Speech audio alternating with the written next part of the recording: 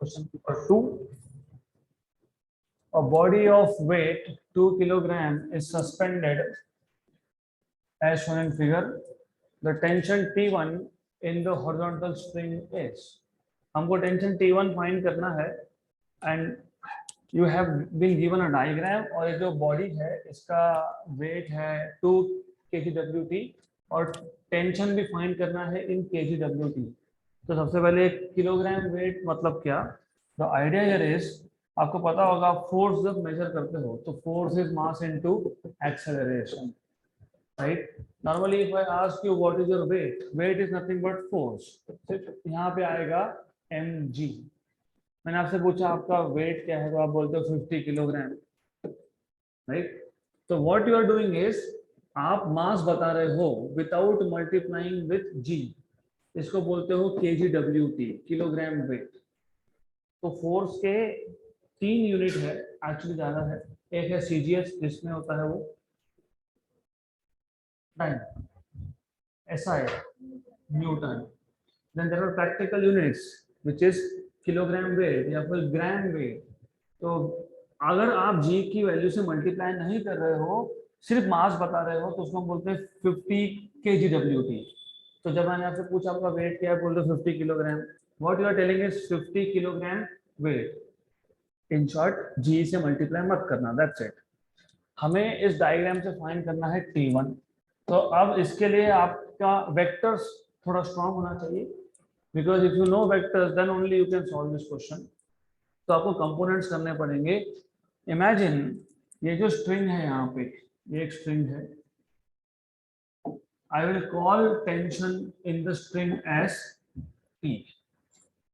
अब ये एंगल 30 है तो डेफिनेटली ये एंगल 60 डिग्री होगा, टोटल एंगल इज 90, राइट.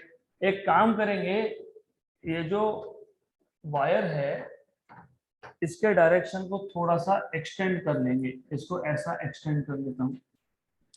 ये एक्सटेंड करने से क्या हुआ, अगर ये एंगल 60 है तो ये एंगल कितना आएगा 60.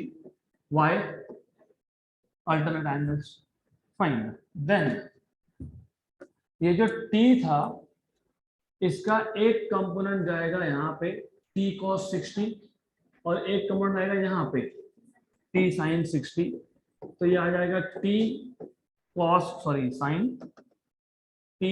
sin 60 और ये आएगा t cos 60, करेक्ट. तो what do we notice is from this diagram, t cos 60 ने किसको बैलेंस किया, mg को, मतलब वेट को. तो t cos 60 is balancing weight which is 2 kgWt. Clear यहाँ तक? Is this clear?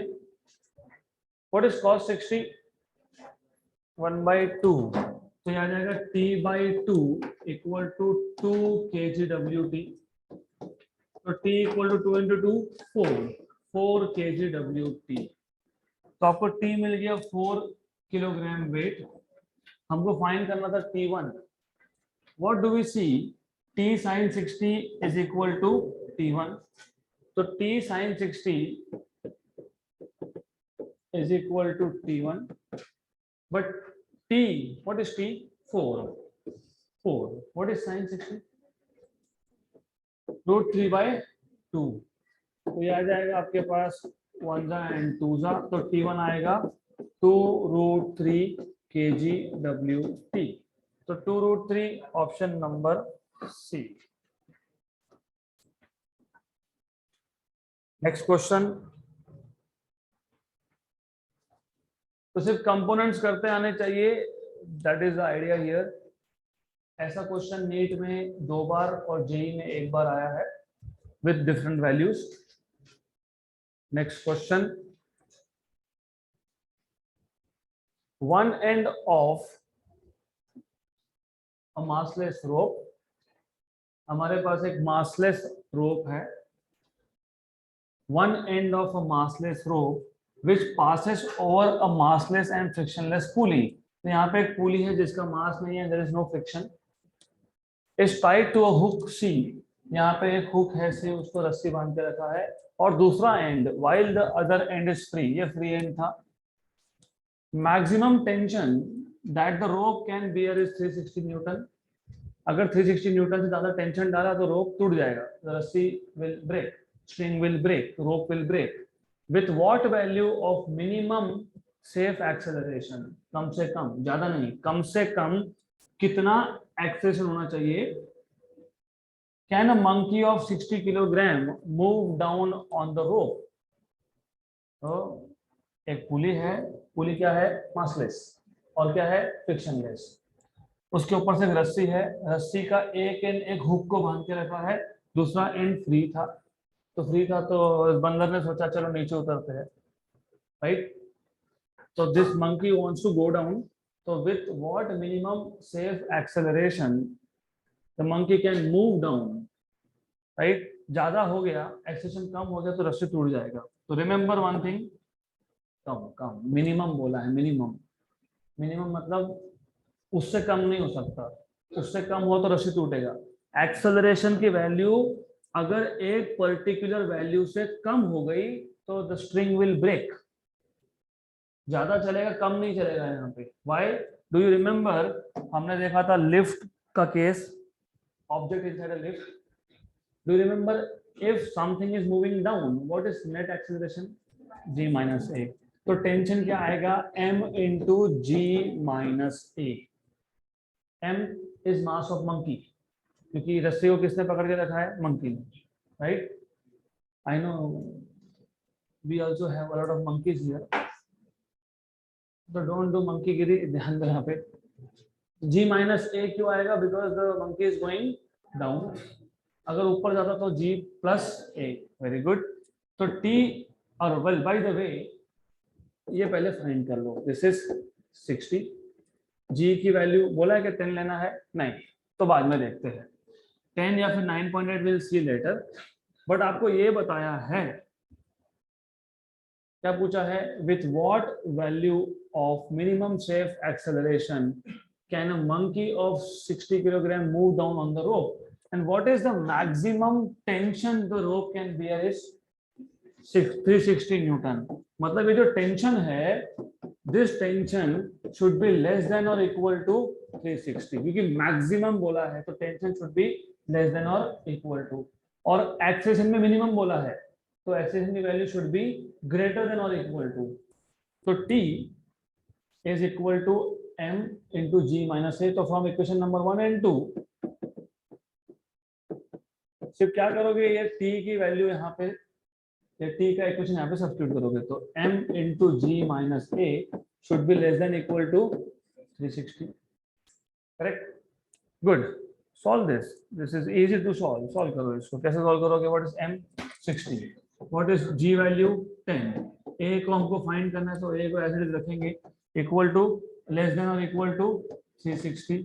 1 एंड 6, तो 10 minus a is less than equal to 6, तो 10 minus 6 is less than equal to a।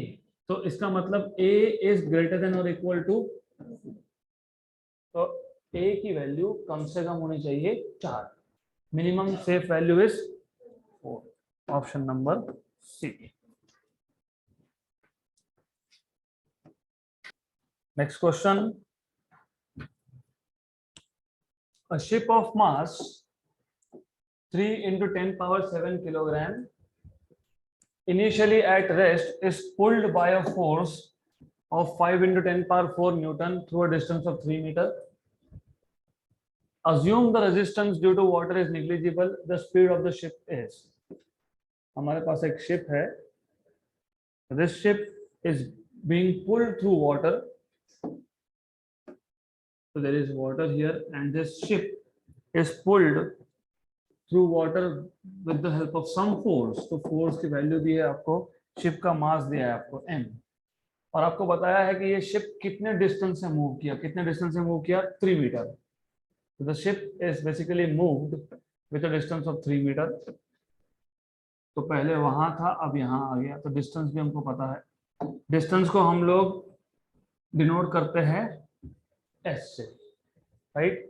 तो what do we know is, हमारे पास m, f, s, ये सारे values है। आपको बोला है assume that the resistance due to water is negligible, the speed of the ship is.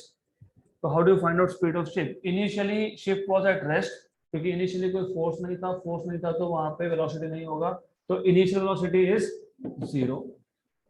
Then v square equal to u square plus 2as. हमने ये इक्वेशन क्यों यूज किया? क्योंकि हमको क्या फाइंड करना है? v. तो v फाइंड करना है तो दो इक्वेशन हमारे पास है, v equal to u plus 80 and here v square equal to u square plus 2as. तो कौन सा इक्वेशन यूज करना है डिसाइड कैसे करते हो? इस इक्वेशन में भी 4 वेरिएबल है, यहाँ पे भी 4 वेरिएबल है, लेकिन यहाँ पे चारों में से सिर्फ एक पता है, 2 अननोन है. ए मैं फाइंड कर सकता हूँ क्योंकि ए होता है फोर्स अपॉन मास, लेकिन टाइम पता नहीं और टाइम फाइंड नहीं कर सकते. But in this equation u 0 है, ए फाइंड कर सकते हैं, s दिया है, तो you can find out what is v. तो इक्वेशन कौन सा यूज करना, इट डिपेंड्स ऑन आपके पास इंफॉर्मेशन कौन से वेरिएबल का है. तो v square equal to this is 0 plus 2a is f upon m और into s.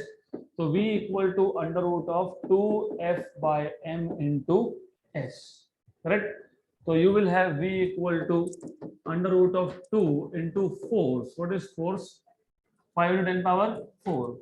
5 into 10 power 4 upon m. What is m? 3 into 10 power 7. And what is s? 3. Cancel and cancel.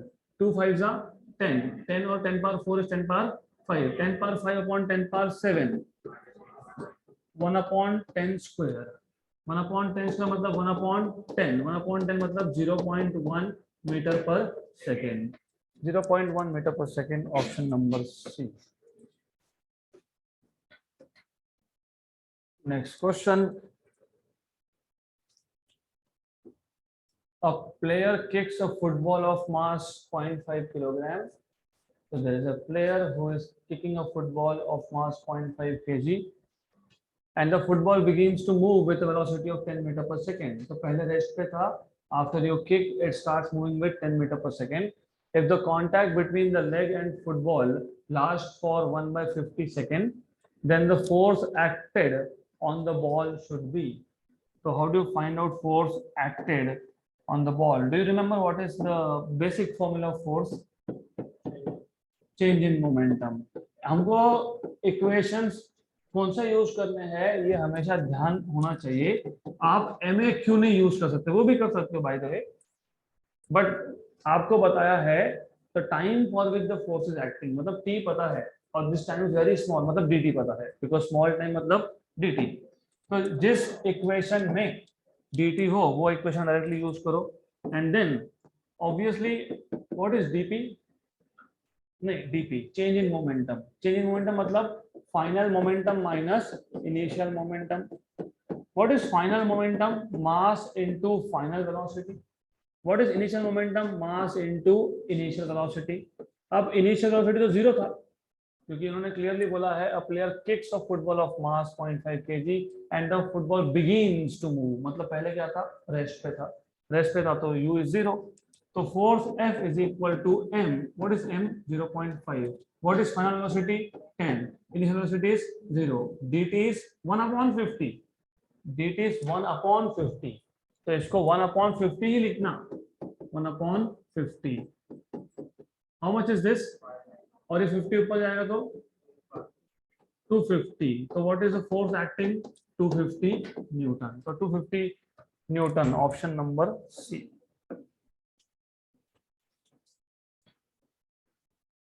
तो अगर आपको directly ये formula याद नहीं आ रहा होगा, क्योंकि नॉर्मली क्या होता है, हमको force equal to mass into acceleration पता होता है, तो again there is no issue.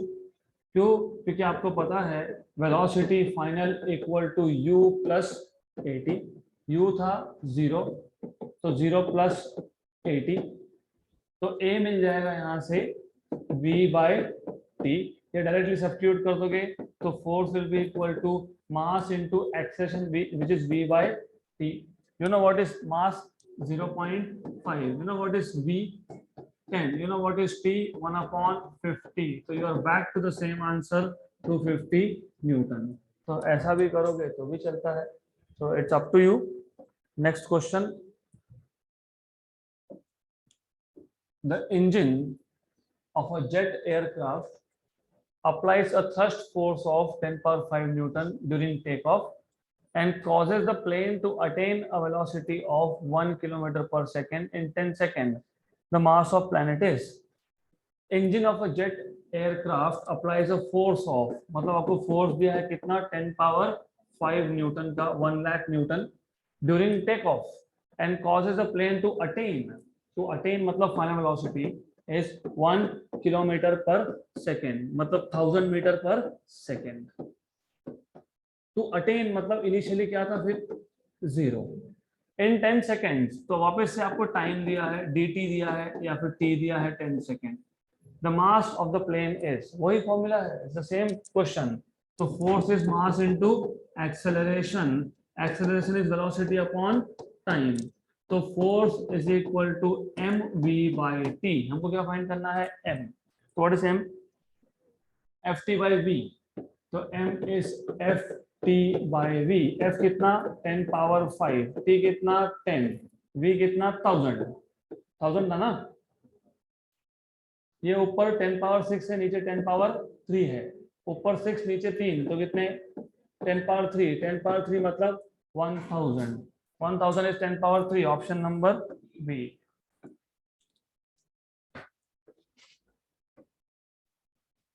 Next question.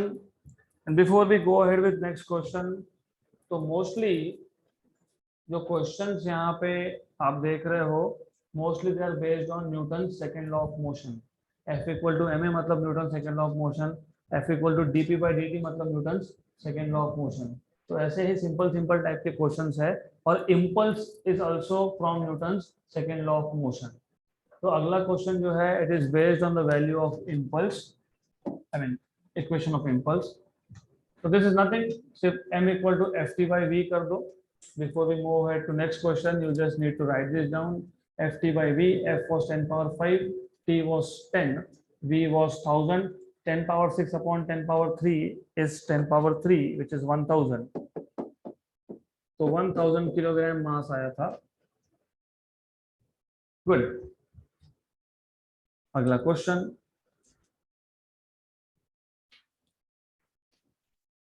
A force of 50 dyne is acted on a body of mass 5 gram, which is at rest for an interval of 3 seconds, then the impulse is. तो अब impulse find करना है, तो वापस से start करोगे F equal to dp by dt से, correct. Then force आपको दिया है 50 डाइन, आपको dt दिया है 3 सेकेंड्स, आपको मास दिया है 5 ग्राम, आपको इम्पल्स पूछा है, मतलब dp पूछा है. तो how do you find out dp? It is f dt, right? f dt. good. then why they are giving you mass? जब इम्पल्स से पूछा है तो फिर डायरेक्टली सॉल्व कर सकते हो ना. फोर्स तो दिया ही है 50 डाइन्स का. 50 dynes, how much is 1 dyne? 10 power -5 की +5 न्यूटन, -5 न्यूटन. तो force is 50 dynes. 1 dyne is 10 power -5 Newton. dt is 3. How much is this? 150 into 10 power -5. How much is 150 into 10 power -5? 1.5 into 10 power -3. 1.5 into 10 power -3 Newton second. ये हो गया आपका question number 7 solve. So there is nothing in this question.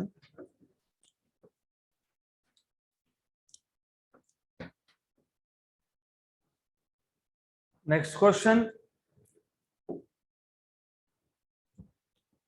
So let us move to some questions from previously asked NEET set. ये इसमें भी already NEET के question हमने लिए हैं, नीट जेई के 2005 में नीट नहीं था, लेकिन जो भी मेडिकल एंट्रेंस टेस्ट था उसमें क्वेश्चन आया था.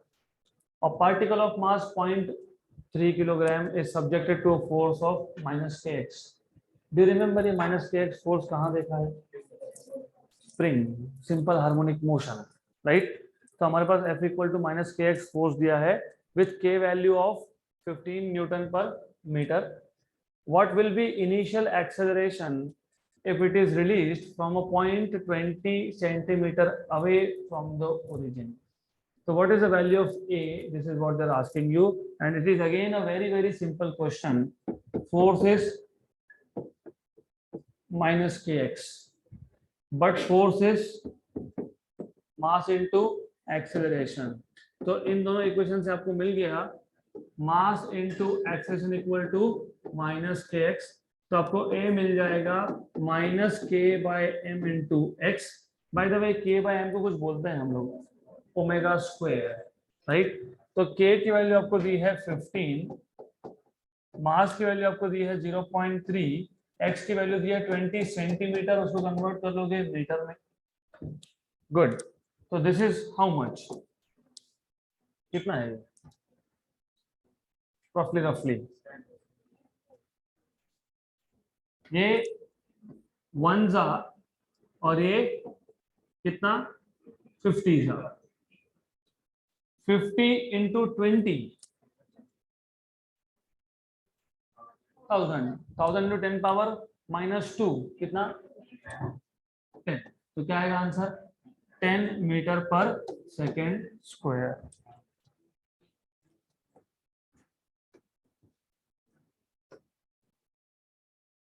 Next question.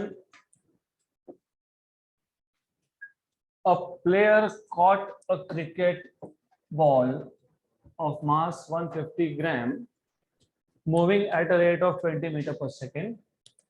If the catching process be completed in 0.1 second, the force of the blow exerted by the ball on the hands of the player is. So when you catch a ball, तो जब आप catch करोगे तो process को लगा 0.1 second, right. And when the ball hits your hand the ball is exerting force. तो the force of the blow exerted by the ball on the hands of player is. तो how do you find out what is the force? कैसे find करोगे? देखो पहले तो क्या क्या दिया है आइडेंटिफाई करो. Mass of ball is 150 gram. 150 gram को किलोग्राम में कन्वर्ट कर लेना 10 power minus 3. The ball was moving with a speed of 20 metre per second. 20 metre per second. Catching process को कंप्लीट करने में टाइम लगा small amount of time 0.1 second. आपको पूछा है फोर्स, तो मैं जानबूझ के पहले पैरामीटर लिखे so that you understand कि m v और dt दिया है और f चाहिए. तो कौन सा इक्वेशन यूज होगा? dp by dt. अब यहाँ पे ये जो p है it is m into v, mass into velocity, right. और mass of the ball does not change. वो बॉल बैट्समैन ने जब मारा तभी भी उसका मास 150 था, जब एयर में था तभी भी 150 था, जब आपने कैच किया तभी भी 150 था. तो जो कांस्टेंट होता है कांस्टेंट को आप लेके जाते हो बाहर, मतलब mass and dv by dt. Then dv is final velocity minus initial velocity. Final तो 0 होगा क्योंकि आपने कैच कर लिया बॉल को. तो मास m, final velocity is 0 minus initial velocity. तो मैं एक काम करता हूं, यहाँ पे जो v है इसको मैं बोल देता हूँ u, right. Then it will be v minus u. v is final velocity and u is initial upon time dt. मास कितना है 150 ग्राम इंटू 10 पावर माइनस 3. तो आपको ये भी पता होना चाहिए because most of you watch cricket. आपको पता है there are 2 types of balls, एक व्हाइट बॉल एक red ball. You know 150 gram कौन से बॉल का मास होता है? व्हाइट की red. Red is how much? रफली 220 to 250 के बीच में. तो रेड बॉल जो होता है टेस्ट क्रिकेट में that is much more heavier. तो ये 150 is white ball, Kookaburra. There is only one company who makes this, right. 150 to 10 पर minus 3. What is v? 0. What is u? 20. What is t? How much time? 0.1. 0.1 मतलब 10 power minus 1. Solve करना है इसको. What is, एक काम करो 15 और 2 30. इसके आगे एक जीरो है तो 300, इसके आगे एक जीरो है तो 3000, 3000 और 10 पावर माइनस 3 गया। देखो 150 इंटू 20 इज 3000, तो माइनस 3000 इंटू 10 पावर माइनस 3, तो ये 10 पावर प्लस 3 माइनस 3 गया और नीचे का 10 पावर माइनस 1 है, वो ऊपर जाएगा तो कितना होगा प्लस। तो ऊपर के जीरो तो कैंसिल आउट हो गया, नीचे से एक ऊपर आ गया तो कितना आ गया -30। Minus is just direction of the force, क्योंकि बॉल जब हाथ में आएगा तो फोर्स इज डायरेक्टेड डाउनवर्ड्स, तो 30 न्यूटन होना चाहिए, ऑप्शन नंबर बी।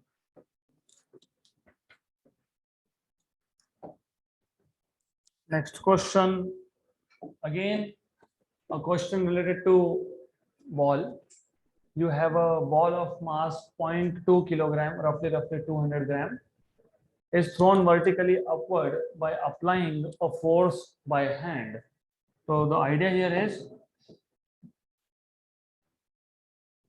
यहाँ पे हैंड में एक बॉल है, ये बॉल को थ्रो करने के लिए हैंड एक फोर्स लगाएगा, तो पहले वो हाथ में था, बॉल ऑफ मास 200 ग्राम मतलब 0.2 kilogram is thrown vertically up by applying a force by hand.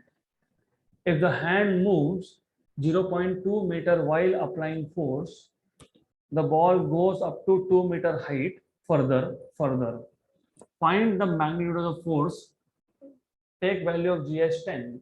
तो जब भी हम किसी ऑब्जेक्ट को या बॉल को ऊपर थ्रो करते हैं तो पहले हमारा हाथ थोड़ा ऊपर जाएगा, क्यों? क्योंकि हमको फोर्स लगाना है, और बाद में कांटेक्ट रिलीज होगा। तो मतलब व्हाट इज हैपनिंग कि ये इनिशियल पोजीशन है, मुझे बॉल को ऊपर थ्रो करना है, तो मैं हैंड को पहले ऊपर लूंगा और कुछ स्टेज के बाद after some distance ball will lose contact and go up. तो इन दिस प्रोसेस हमको जब ऑब्जेक्ट को ऊपर थ्रो करना होता है, फोर्स लगाना होता है, तो फोर्स लगाने के लिए आप एक पॉइंट से स्टार्ट किए and you are pushing your hand up, and then the ball loses contact with hand at some point B, and then it can go up to a maximum height of some maximum height, let us say point C, right? तो इस पूरे process में hand ने ball पे कितना force लगाया, that is the question. और आपको दिया है मास ऑफ बॉल, तो मास of ball is 0.2 kg and hand moves up, तो ये जो डिस्टेंस है, दिस डिस्टेंस लेट अस से SAB, ये आपको दे दिया है 0.2, तो distance between A and B is 0.2 metre. और आगे बोला है the ball goes up to 2 metre height further मतलब B से C, राइट? तो यहां से यहां तक का डिस्टेंस भी आपको दे दिया, फर्दर मतलब B से आगे, तो B से आगे मैक्सिमम हाइट तक कितना है 2 metre, right? Take value of G and find out what is force. So take value of G as 10 and find out what is the force exerted by the hand on the ball. Right? So ऐसे questions को, they are not so easy questions, not very easy. तो ऐसे questions को actually concept समझ में आ गया तो ये easy है, but remember ऐसे questions को you have to solve by splitting up into cases. So case number 1 is from B to C. From A to B भी कर सकते हो पहले, लेकिन फ्रॉम B to C पहले सॉल्व करेंगे। फ्रॉम B to C मतलब मोशन ऑफ बॉल ओनली, तो बॉल रिलीज हो गया हाथ से, तो फ्रॉम B to C मतलब motion of ball. Then what data we have, हमारे पास फाइनल वेलोसिटी है, वेलोसिटी एट C इज 0। क्यों? क्योंकि मैक्सिमम हाइट पे पहुंचने के बाद वेलोसिटी कितना होता है 0 होता है। तो चाहे वो प्रोजेक्टाइल मोशन हो, चाहे वो स्ट्रेट लाइन मोशन हो vertically up, when the object reaches maximum height velocity becomes 0। तो B to C पे जब आप मोशन को देखोगे तो you can apply v square equal to u square plus 2as। v मतलब final velocity at point C, u मतलब initial velocity at point B, तो this is 0, this is ub जो पता नहीं, फाइंड कर सकते हैं लेकिन पता नहीं, correct? Then a is -g क्योंकि ball is going up against gravity, और s is from B to C, right. तो यहाँ से मिल जाएगा u square equal to 2g into distance. Distance कितना है 2 मीटर, तो 2 और 2 4, तो u square equal to 4g, right. Velocity at point B का स्क्वायर आ गया 4g। ये केस नंबर 1 खत्म, एक इक्वेशन मिल गया, इसको हम बाद में यूज करने वाले हैं, that is why we have solved this. Case number 2 उल्टा कर सकते थे, पहले बोल सकते थे ए से बी को देखो, चलता है, लेकिन ए से B is motion of hand, क्योंकि बी तक बॉल रिलीज ही नहीं हुआ, तो it is purely motion of hand. तो from A to B it is motion of hand, और हमको फाइंड करना है what is the force exerted by the hand, right. तो in this case again we know the same thing, हमको distance पता है, right. हमको इनिशियल वेलोसिटी पता है 0, ए पॉइंट वेलोसिटी क्या था 0, क्योंकि ball was just in my hand and was doing nothing, तो वेलोसिटी वाज 0। अब वापस आप क्या करोगे, यहाँ पे इनिशियल पॉइंट ए है, remember this, this is initial point, और बी है फाइनल पॉइंट, और दूसरे केस में B is initial point and C is final point, right. तो remember what will happen in this case, same formula होगा v square equal to u square plus 2as, कर सकते हो ये, right. v here is velocity at point b, final velocity, final point कौन सा है b point, तो v square, initial क्या है a पॉइंट, और hand is going up against gravity, right, good. vb final velocity at point B, मतलब पहले दूसरे केस का फाइनल, ये पहले केस का initial. Look at the motion, ए से पहले गया बी पे, फिर बी से गया सी पे, तो ए से बी जब मैं बोल रहा हूं तो फाइनल वेलोसिटी जो बी पे है वो पहले केस का इनिशियल है, राइट, और वो हमने ऑलरेडी फाइंड किया है, कितना है 4g। तो you can say vb is equal to ub, और ub क्या था 4g का रूट, तो vv square is 4g, right. और ua कितना है 0, ua is 0, therefore you will get this as 4g equal to 0 minus 2g, distance is 0.2, correct, right. कुछ तो गड़बड़ हो रहा है पता है, कैंसर एंड कैंसर, तो क्या आ गया आपके पास 4 equal to 0.4 minus 0.4, g minus a, okay.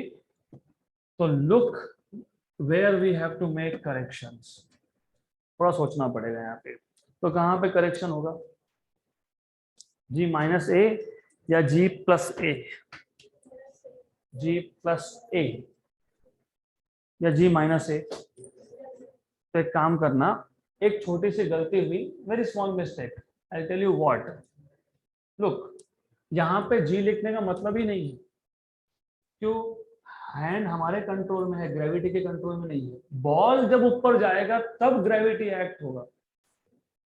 तो गड़बड़ कहाँ किया हमने हमारे हाथ में बॉल रखा था ए से बी, मैंने इसे यहाँ पे क्लियरली लिखा है motion of hand, hand is in your control not under control of gravity, ball जब एक बार रिलीज हो गया then it is under gravity.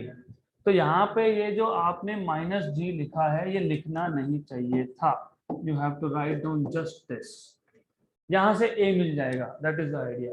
अब vb square is 4g, ua is 0, put 4g equal to ua is 0, this is 2a, और ये कितना है 0.2, राइट, क्लियर, सॉल्व करो, तो you will get how much 4g equal to 0.4a, right, 1 and 10, right.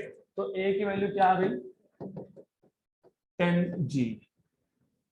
आगे और भी करेक्शन हो सकता है, रुको, we will see what corrections do we need more, पहले पूरा सॉल्व करके देखते हैं फिर देखेंगे।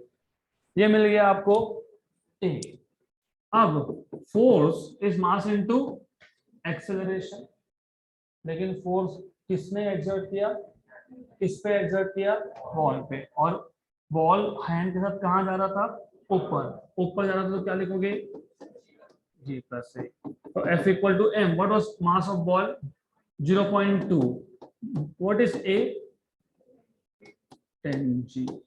तो 0.2 इंटू 11g, g की वैल्यू 10 डाल देते हैं, 10 इंटू 0.2, 2, 2 इंटू 11, 22। पहले देख लो है क्या है, यस। तो दिस आइडिया इज करेक्ट। तो 22 newton you will get as answer. So let us see how to solve this question with less number of steps. तो अब what I will do is, यहाँ पे मैं प्रोसेस को as it is sequence में देखूंगा। जब बॉल हाथ में था तो इनिशियल पॉइंट है ए, बॉल वाज इन हैंड यहाँ पे।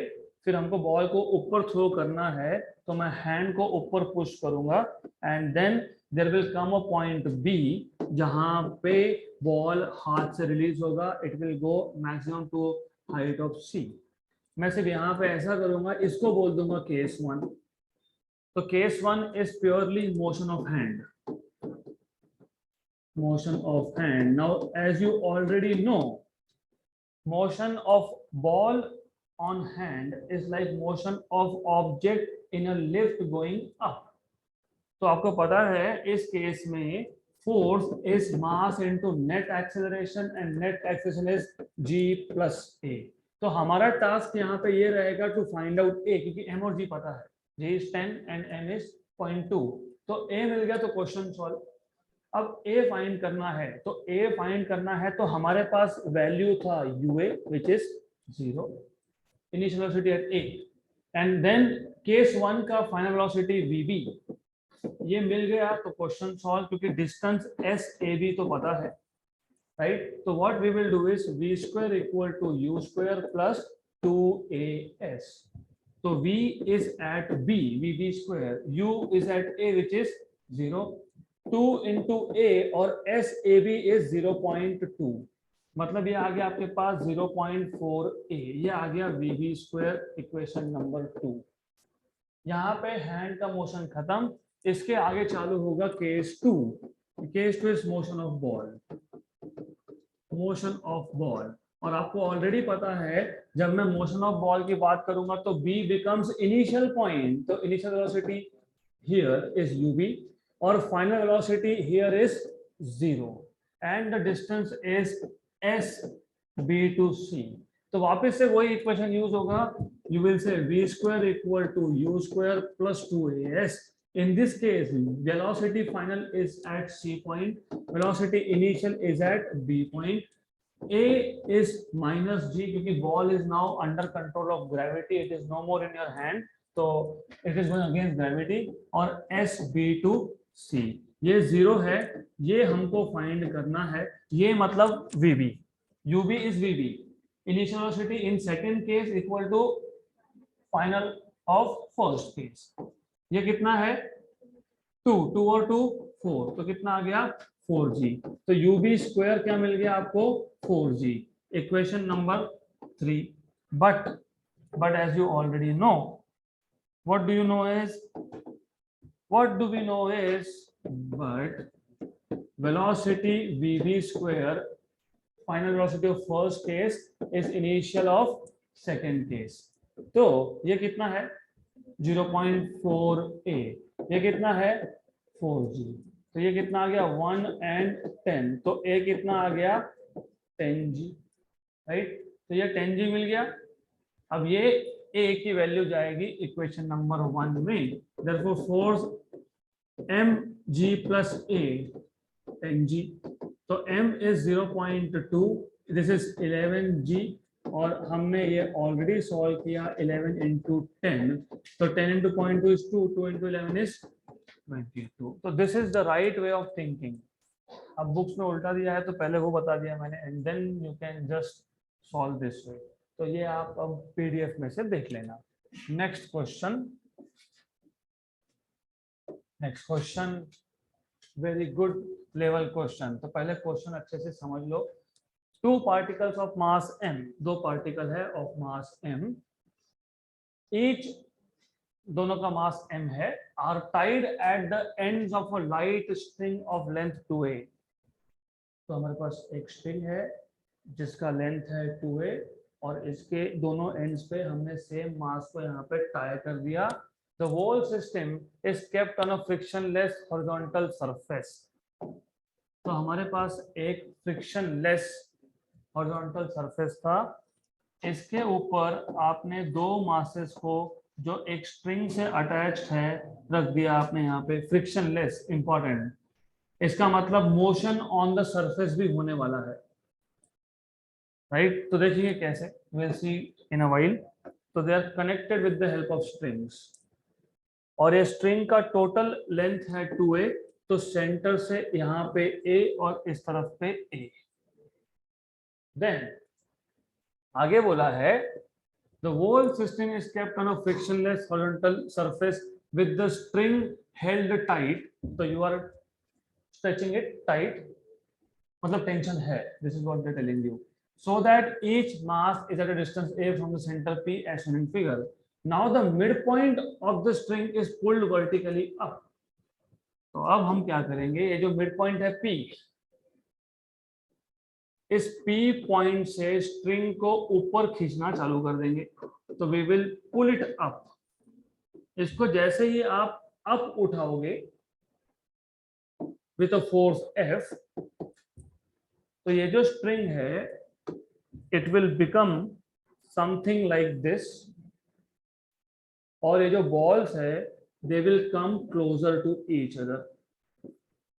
तो हमने जैसे ही इसको ऊपर उठाना स्टार्ट किया तो दोनों balls they are coming closer and the string is going up from the mid point. यहां तक clear? Good.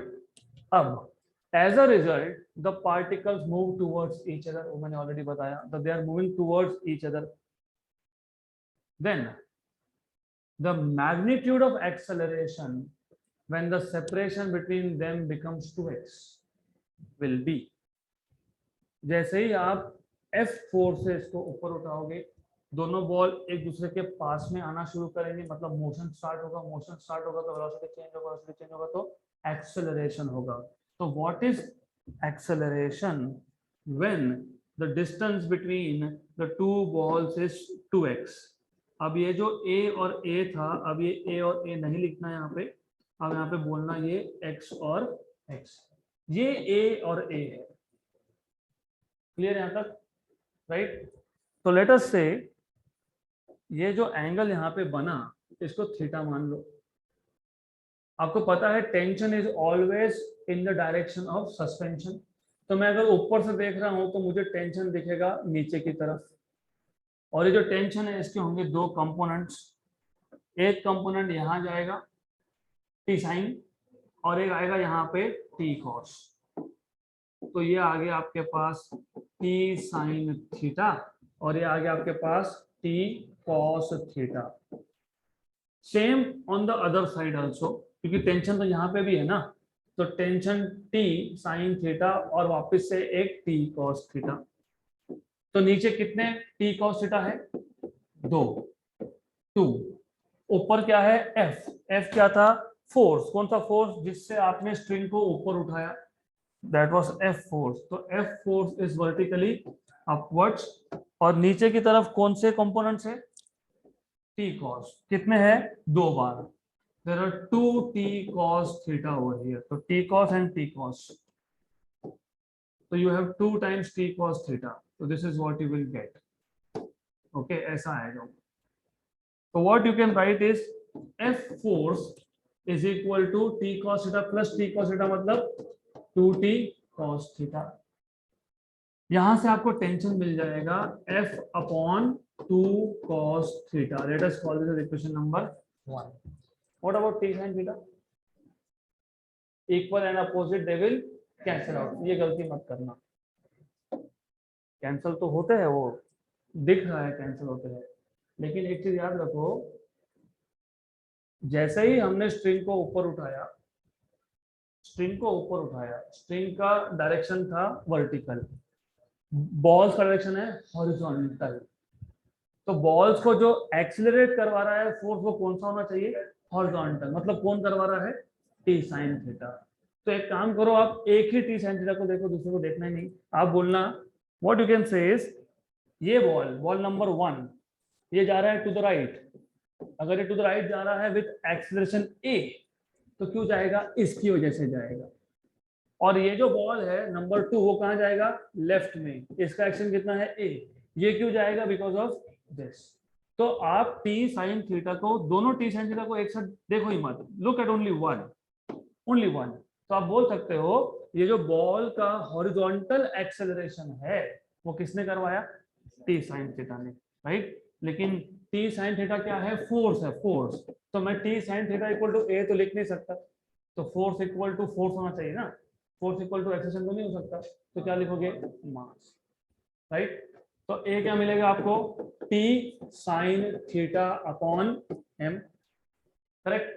But what is T from equation number 1, F upon 2 cos theta, और ये क्या है, साइन थीटा अपॉन एम।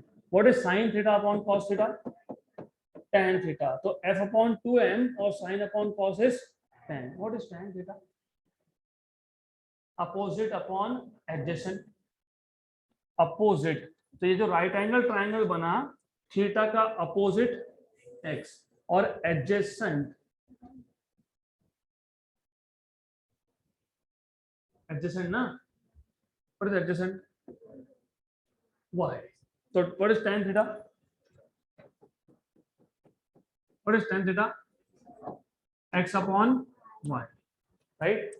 अब answer तो y के terms में है नहीं, तो ये था y, but it is not in terms of y, ये इन टर्म्स ऑफ y नहीं है, तो फिर क्या करेंगे, छोड़ो एनीवेज।